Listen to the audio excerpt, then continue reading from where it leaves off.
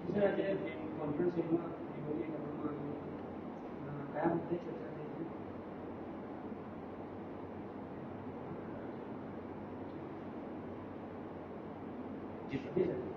આજે ગુરુવારની review meeting હતી રાજ્ય સરકાર તરફથી અને સાંજે પણ એક અગત્યનું મિટિંગ હતી. એમાં રોડ રસ્તા બાબતની જે પણ રેસિડ્યુઅલ કામો છે એને વહેલા તકે પૂરું કરવા માટે રાજ્ય સરકારની પણ સૂચના હતી.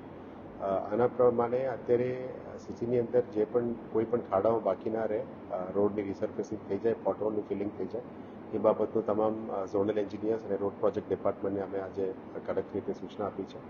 આવતીકાલથી પણ આપણા જેટલા પણ આઉટરીચ પ્લાન છે ત્યાંથી સપ્લાઈઝ લઈને રીકાર્પેટિંગનું કામ અને કાર્પેટિંગનું કામ બંને ફૂલ સ્પીડમાં કામ કરવા માટે અમે સૂચના આપી છે. એટલે કાલથી જ તમામ ઝોનલ એન્જિનિયર્સ અને રોડ પ્રોજેક્ટ દ્વારા આ કામો ઉપર 100% વેગ આપવામાં આવશે. આ વખતે અત્યારે લગભગ 40 કિલોમીટરનું આપણે રીસર્ફેસિંગ અને પોટહોલ ફિલિંગનું કામ અમે કર્યું છે.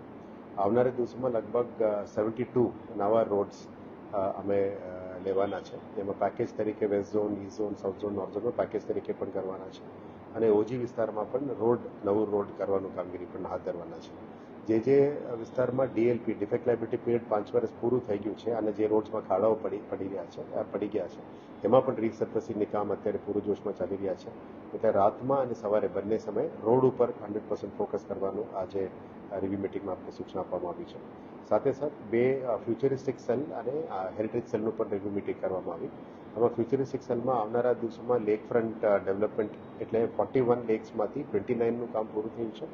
હવે બાકીના લેક્સની અંદર કેવી રીતે લેક ફ્રન્ટ ડેવલપમેન્ટ કરવી છે, આધુનિક રીતે નવા ગાર્ડન સાથે કામગીરી કરવા માટે. પછી આવનારા દિવસોમાં ફ્યુચરિસ્ટિક સેલ દ્વારા કેનાલ રૂફટોપ પ્લાન્ટેશન, જે સિટીની અંદર નેટ ઝીરોની અમે વાત કરી હતી એટલે રૂફટોપની પ્લાન્સ અને આજવા સરોવરમાં ફ્લોટિંગ સોલરનું પણ કામગીરી આગળ લઈ જવા માટે આજે અમે પ્લાનિંગની આગળ મિટિંગ રિવ્યુ કર્યા હતા. સાથે સાથે આઇકોનિક પ્રોજેક્ટ્સ જે લિનિયર ગાર્ડન છે, ઝેન ગાર્ડન છે, આપણે 10 હેક્ટરનું તરસાલીનું કેનાલ સાઇડ ગાર્ડન્સ છે, આ બધા ઉપર પણ હવેથી કામ શરૂ કરી દેવા માટે નક્કી કરવામાં આવી છે. અને હેરિટેજ સેલ દ્વારા જે માંડવી ગેટ છે, આ સિવાય પાની ગેટનું પણ આવનારા દિવસોમાં આના માટે પણ કામગીરી હાથ ધરવામાં આવશે. ન્યાય મંદિર લાલકોટ જે મેજર ઘણા દિવસોથી પેન્ડિંગ છે એમાં પણ રીડિઝાઇન અને એક્સપ્રેશન ઓફ ઇન્ટરેસ્ટ બધું કરાવીને લાલકોટનું કામને વેગ આપવામાં આવશે અને ન્યાય મંદિરનું પણ જે ફ્રેશ હેરિટેજ સેલ અંતર્ગત નવું કામમાં લઈને પણ આગળ વધવા નક્કી કર્યું છે. ઘણા દિવસોથી તાંબેડકર વાડાનું પણ વોર્ડ નંબર 13ની ઓફિસ શિફ્ટિંગ થયા પછી એને પણ એએસઆઈની ફ્રન્ટ પાર્ટ છે અને બેક પાર્ટ વીએમસીનું છે એને પણ કેવી રીતે રેટ્રોફિટિંગ કામગીરી કરી શકાય એના ઉપર પણ અત્યારે નવા પ્લાનમાં લીધેલા છે. અને આવનારા દિવસોમાં સેવાસી વેલ જે સ્ટેપવેલ છે એને પણ નવનીકરણ કરવા માટે, રેજ્યુલેશન કરવા માટે પ્લાનિંગ આજે ઘણું બધું રિવ્યૂ કર્યું છે.